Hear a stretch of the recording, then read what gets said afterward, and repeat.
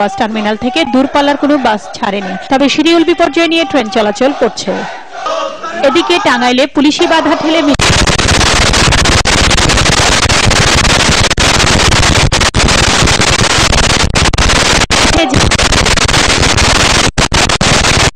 নেতৃত্বে শহরের আরাবপুর থেকে একটি মিছিল বের হয়। গাজীপুরের কালিয়াকৈরে অবরোধের সমর্থনে ঝটিকা মিছিল করে বিএনপি। এছাড়া নাশকতার আশঙ্কায় গাইবান্ধায় ৭৫ জন, রংপুরে ৫০ জন,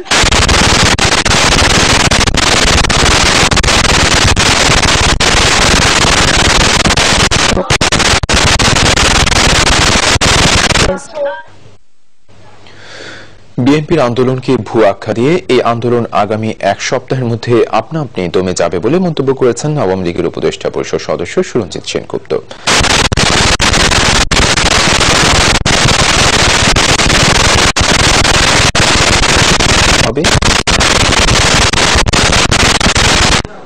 ডিপ্লোমা ইঞ্জিনিয়ার্স ইনস্টিটিউশন মিলনায়তনে এক আলোচনায় সুরঞ্জিত সেনগুপ্ত বলেন, এতিমের টাকা মেরে খাওয়ার দায়ে বেগম খালেদা জিয়ার সাজা হবে। ভবিষ্যতে বেগম জিয়া ও তার ছেলে তারেক রহমান নির্বাচনে অযোগ্য হবেন।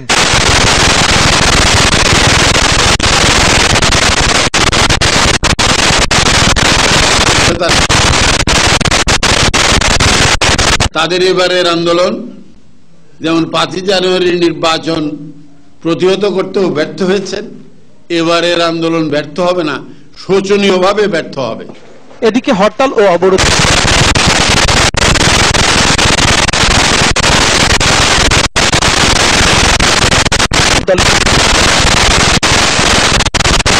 যারা ছিনতাই করে, ডাকাতি করে, তারা কিন্তু মানুষকে পেট্রোল বোমা নিক্ষেপ করে হত্যা করে না।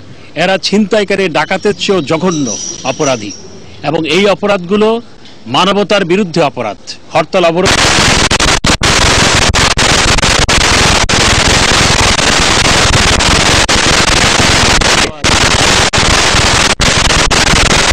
মাহমুদ প্রধান, মুহিবুল্লাহ মুহিব, বাংলা ভিশন, ঢাকা। দেশ এক কঠিন সময় পার করছে মন্তব্য করে এভাবে চলতে থাকে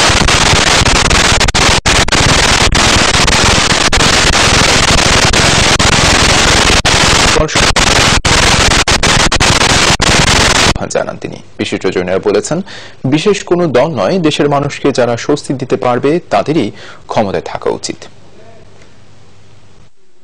জাতীয় প্রেস